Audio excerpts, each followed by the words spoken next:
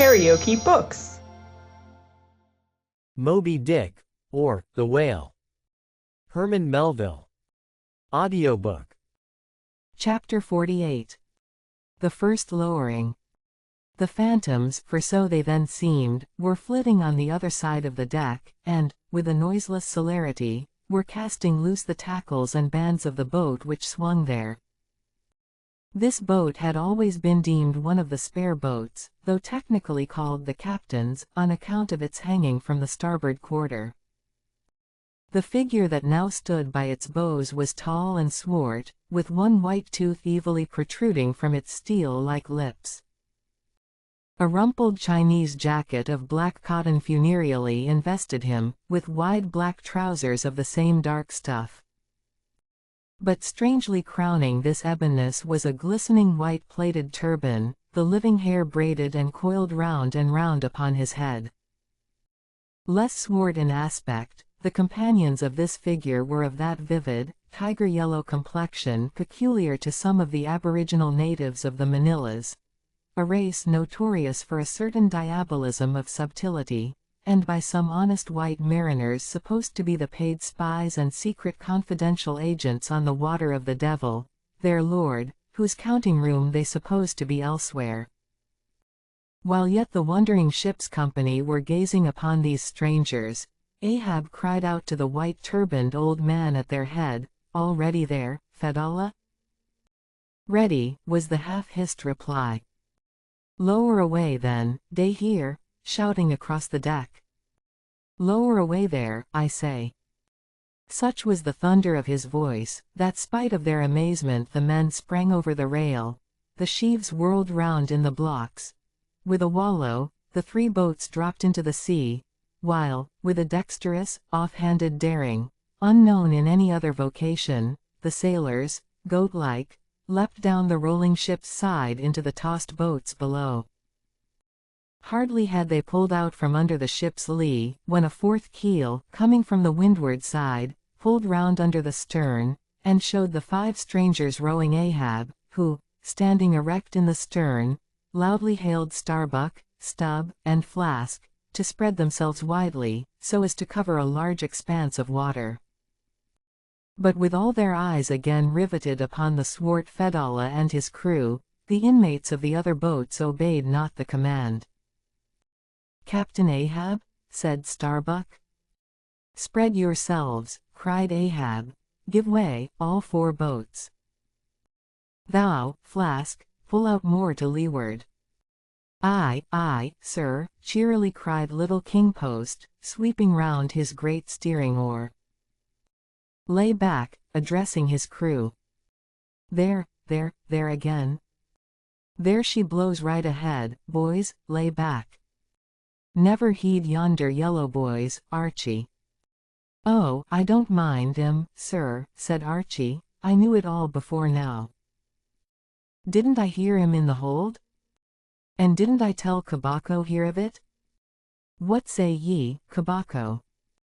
"They are stowaways, mister." Flask. "Pull, pull, my fine hearts alive, pull, my children, pull, my little ones," drawlingly and soothingly sighed Stubb to his crew, some of whom still showed signs of uneasiness. "Why don't you break your backbones, my boys? What is it you stare at?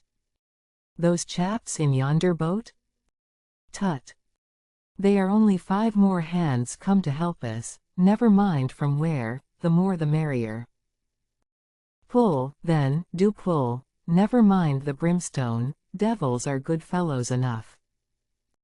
So, there you are now, that's the stroke for £1,000, that's the stroke to sweep the stakes.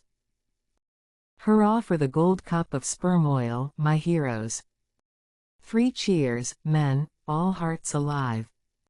Easy, easy, don't be in a hurry, don't be in a hurry. Why don't you snap your oars, you rascals? Bite something, you dogs. So, then, softly, softly. That's it, that's it. Long and strong. Give way there, give way. The devil fetch ye, ye ragamuffin rapscallions, ye are all asleep. Stop snoring, ye sleepers, and pull. Pull, will ye? Pull, can't ye? Pull, won't ye? Why in the name of gudgeons and ginger cakes don't ye pull and break something? Pull, and start your eyes out. Here, whipping out the sharp knife from his girdle, every mother's son of ye draw his knife, and pull with the blade between his teeth. That's it, that's it. Now ye do something, that looks like it, my steel bits. Start her, my silver spoons. Start her, marling spikes. Stubbs' exordium to his crew is given here at large, because he had rather a peculiar way of talking to them in general, and especially in inculcating the religion of rowing. But you must not suppose from this specimen of his sermonizings that he ever flew into downright passions with his congregation. Not at all, and therein consisted his chief peculiarity. He would say the most terrific things to his crew, in a tone so strangely compounded of fun and fury, and the fury seemed so calculated merely as a spice to the fun, that no oarsman could hear such queer invocations without pulling for dear life, and yet pulling for the mere joke of the thing. Besides, he all the time looked so easy and indolent himself, so loungingly managed his steering oar, and so broadly gaped, open-mouthed at times, that the mere sight of such a yawning commander, by sheer force of contrast, acted like a charm upon the crew. Then again, Stubb was one of those odd sort of humorists, whose jollity is sometimes so curiously ambiguous, as to put all inferiors on their guard in the matter of obeying them. In obedience to a sign from Ahab, Starbuck was now pulling obliquely across Stubb's bow, and when for a minute or so the two boats were pretty near to each other, Stubb hailed the mate. "Mr. Starbuck. Larboard boat there, ahoy. A word with ye, sir, if ye please."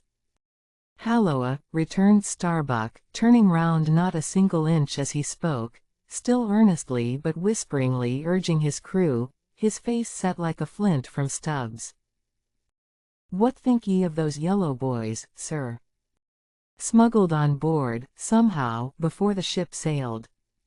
Strong, boys," in a whisper to his crew, then speaking out loud again, "a sad business, Mr. Stubb. Seethe her, my lads, but never mind, Mr. Stubb, all for the best. Let all your crew pull strong, come what will. Spring, my men, spring. There's hogsheads of sperm ahead, Mr. Stubb, and that's what ye came for. Pull, my boys, sperm's the play. This at least is duty and profit hand in hand." "Aye, I thought as much," soliloquized Stubb, when the boats diverged. "As soon as I clapped eye on him, I thought so. Aye, and that's what he went into the afterhold for, so often, as Doughboy long suspected. They were hidden down there. The white whale's at the bottom of it. Well, so be it. Can't be helped. All right. Give way, men. It ain't the white whale today. Give way." Now the advent of these outlandish strangers at such a critical instant as the lowering of the boats from the deck, this had not unreasonably awakened a sort of superstitious amazement in some of the ship's company, but Archie's fancied discovery having some time previous got abroad among them, though indeed not credited then, this had in some small measure prepared them for the event. It took off the extreme edge of their wonder, and so what with all this and Stubb's confident way of accounting for their appearance, they were for the time freed from superstitious surmisings, though the affair still left abundant room for all manner of wild conjectures as to Darkahob's precise agency in the matter from the beginning. For me, I silently recalled the mysterious shadows I had seen creeping on board the Pequod during the dim Nantucket dawn, as well as the enigmatical hintings of the unaccountable Elijah. Meantime, Ahab, out of hearing of his officers, having sighted the furthest to windward, was still ranging ahead of the other boats, a circumstance bespeaking how potent a crew was pulling him. Those tiger-yellow creatures of his seemed all steel and whalebone. Like 5 trip hammers they rose and fell with regular strokes of strength, which periodically started the boat along the water like a horizontal burst boiler out of a Mississippi steamer. As for Fedallah, who was seen pulling the harpooner oar, he had thrown aside his black jacket, and displayed his naked chest with the whole part of his body above the gunwale, clearly cut against the alternating depressions of the watery horizon, while at the other end of the boat Ahab, with one arm, like a fencer's, thrown half backward into the air, as if to counterbalance any tendency to trip, Ahab was seen steadily managing his steering oar as in 1,000 boat lowerings ere the white whale had torn him. All at once the outstretched arm gave a peculiar motion and then remained fixed, while the boat's 5 oars were seen simultaneously peaked. Boat and crew sat motionless on the sea. Instantly the 3 spread boats in the rear paused on their way. The whales had irregularly settled bodily down into the blue, thus giving no distantly discernible token of the movement, though from his closer vicinity Ahab had observed it. "Every man look out along his oars," cried Starbuck. "Thou, Queequeg, stand up." Nimbly springing up on the triangular raised box in the bow, the savage stood erect there, and with intensely eager eyes gazed off towards the spot where the chase had last been descried. Likewise upon the extreme stern of the boat, where it was also triangularly platformed level with the gunwale, Starbuck himself was seen coolly and adroitly balancing himself to the jerking tossings of his chip of a craft, and silently eyeing the vast blue eye of the sea. Not very far distant Flask's boat was also lying breathlessly still, its commander recklessly standing upon the top of the loggerhead, a stout sort of post rooted in the keel, and rising some 2 feet above the level of the stern platform. It is used for catching turns with the whale line. Its top is not more spacious than the palm of a man's hand, and standing upon such a base as that, Flask seemed perched at the masthead of some ship which had sunk to all but her trucks. But Little King Post was small and short, and at the same time Little King Post was full of a large and tall ambition, so that this loggerhead standpoint of his did by no means satisfy King Post. "I can't see 3 seas off. Tip us up an oar there, and let me on to that."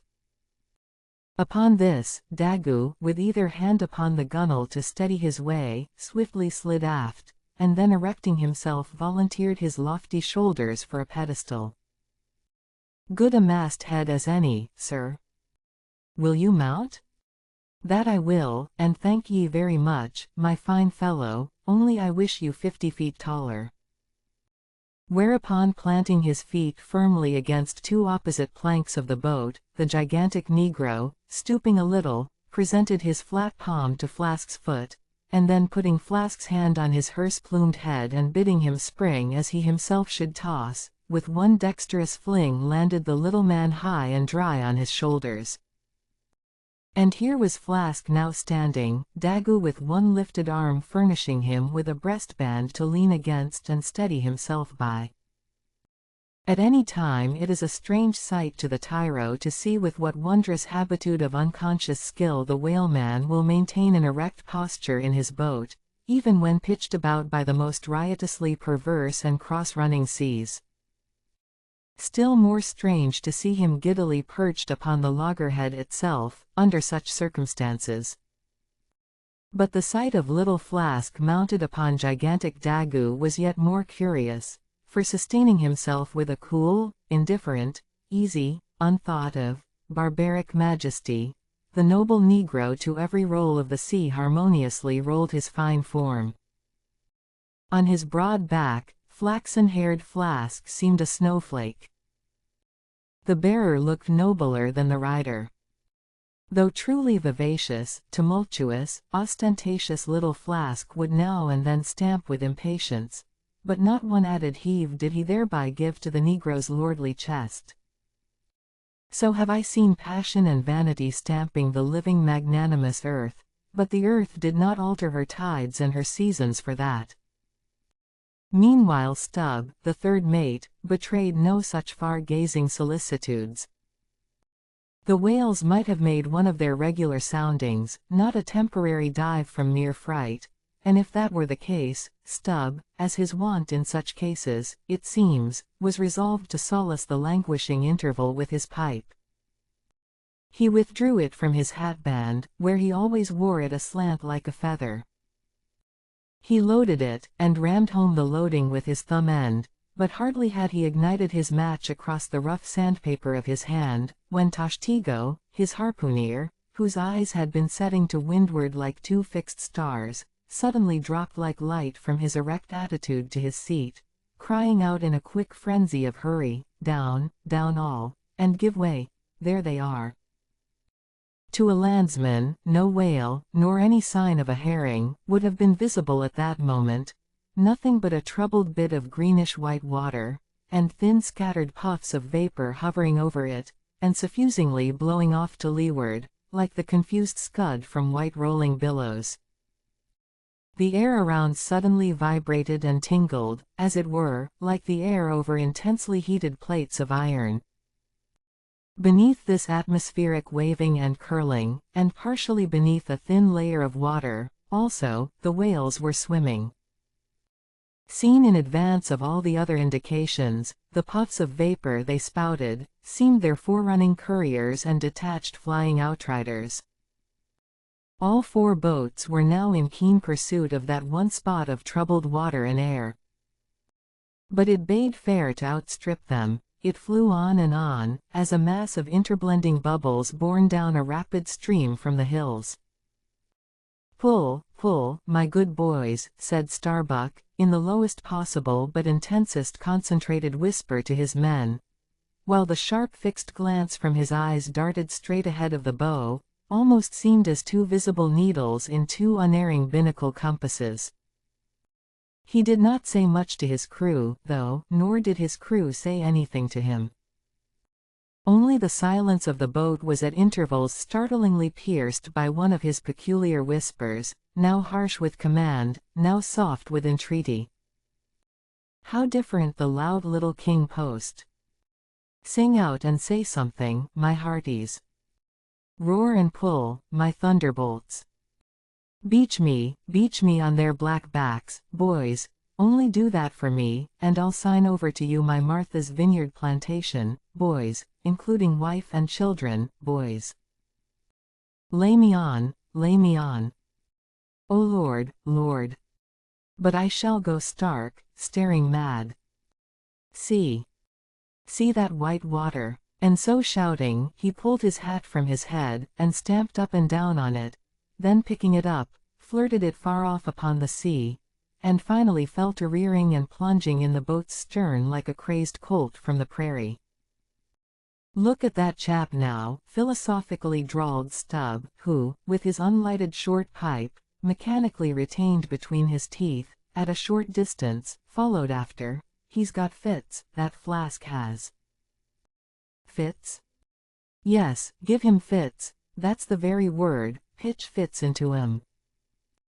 Merrily, merrily, hearts alive. Pudding for supper, you know, Mary's the word. Pull, babes, pull, sucklings, pull, all. But what the devil are you hurrying about? Softly, softly, and steadily, my men. Only pull, and keep pulling, nothing more.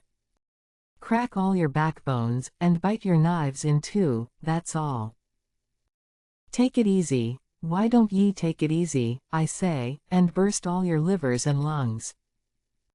But what it was that inscrutable Ahab said to that tiger-yellow crew of his, these were words best omitted here, for you live under the blessed light of the evangelical land.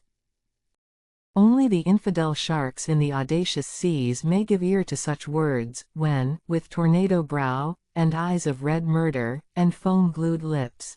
Ahab leapt after his prey. Meanwhile, all the boats tore on.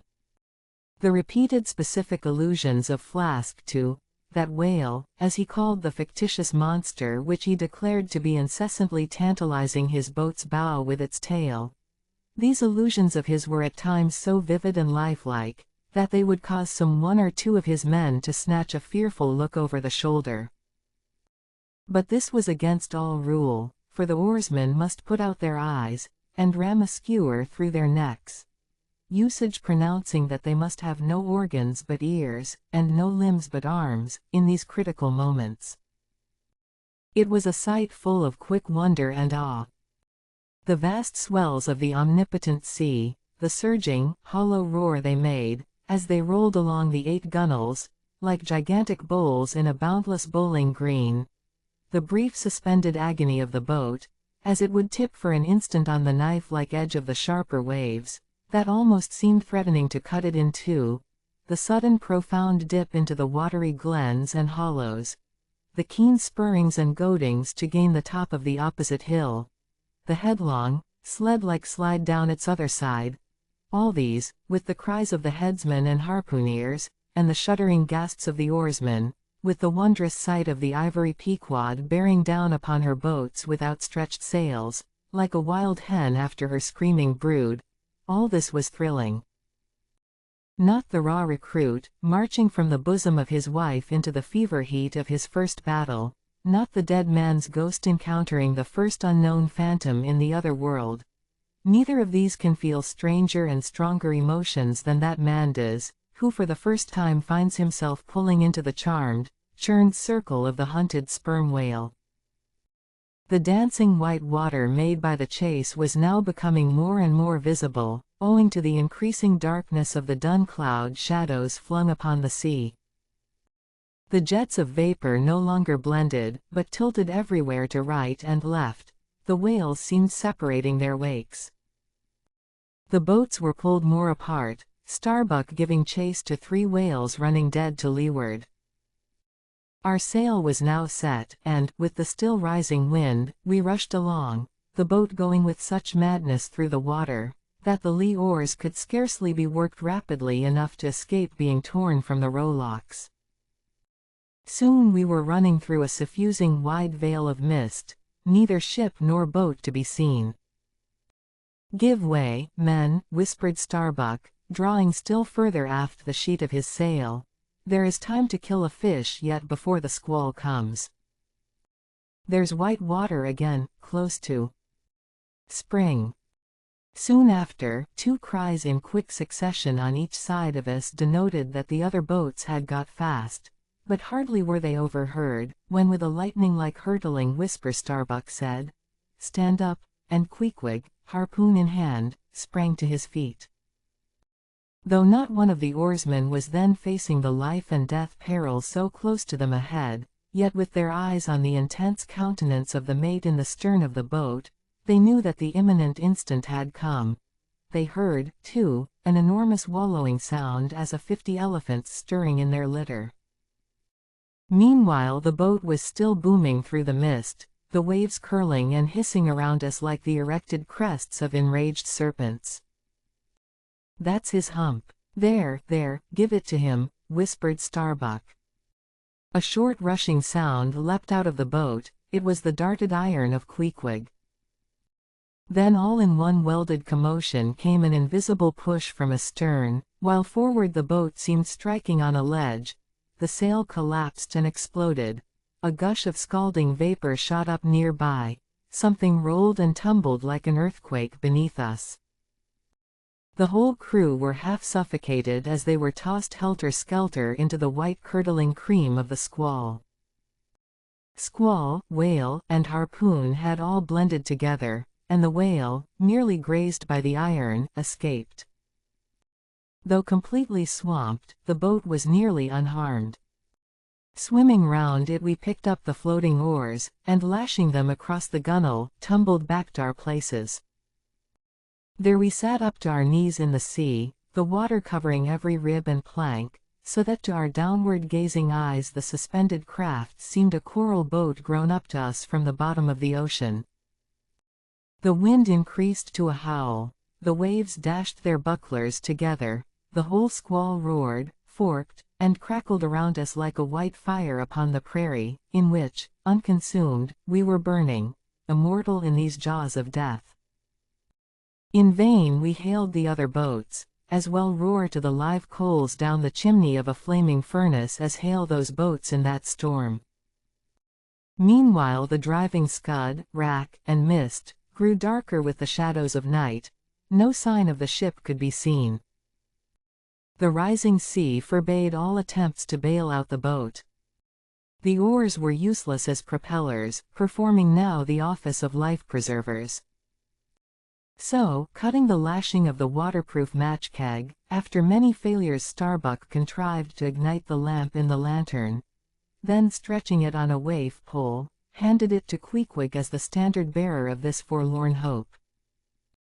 There, then, he sat, holding up that imbecile candle in the heart of that almighty forlornness. There, then, he sat, the sign and symbol of a man without faith, hopelessly holding up hope in the midst of despair. Wet, drenched through, and shivering cold, despairing of ship or boat, we lifted up our eyes as the dawn came on. The mist still spread over the sea, the empty lantern lay crushed in the bottom of the boat. Suddenly Queequeg started to his feet, hollowing his hand to his ear. We all heard a faint creaking, as of ropes and yards hitherto muffled by the storm. The sound came nearer and nearer, the thick mists were dimly parted by a huge, vague form. Affrighted, we all sprang into the sea as the ship at last loomed into view, bearing right down upon us within a distance of not much more than its length. Floating on the waves we saw the abandoned boat, as for one instant it tossed and gaped beneath the ship's bows like a chip at the base of a cataract. And then the vast hull rolled over it, and it was seen no more till it came up weltering astern. Again we swam for it, were dashed against it by the seas, and were at last taken up and safely landed on board. Ere the squall came close to, the other boats had cut loose from their fish and returned to the ship in good time. The ship had given us up, but was still cruising, if haply it might light upon some token of our perishing, an oar or a lance pole. If you liked what you heard, please subscribe to the channel.